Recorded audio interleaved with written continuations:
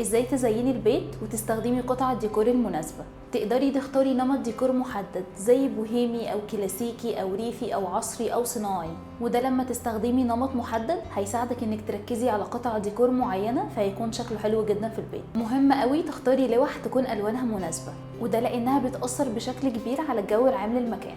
وتقدري كمان تستخدمي الالوان اللي بتحبيها وتكون بس متناسبة مع كل غرفة، زي مثلا نستخدم الوان فاتحة للمساحات الصغيرة، وممكن كمان نستخدم الوان غامقه شويه للمساحات الكبيره. اعتمدي في اختيارك للاساس ان يكون مناسب ومريح للمساحه بتاعتك. حاولي على قد ما تقدري تختاري قطع تكون مناسبه لكل حاجه، زي مثلا الكنبه اللي بتقدري تعمليها سرير، او الترابيزات اللي بتكون جوه بعض بتكون موفره جدا.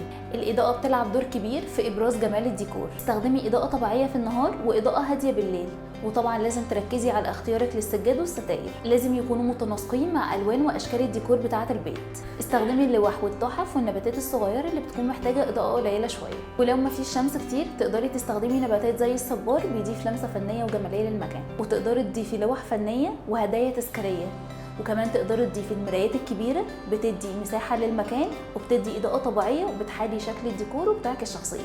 وبكل الخطوات دي هتقدري تزيني بيتك وتعملي ديكور مناسب لذوقك ومساحتك الشخصيه.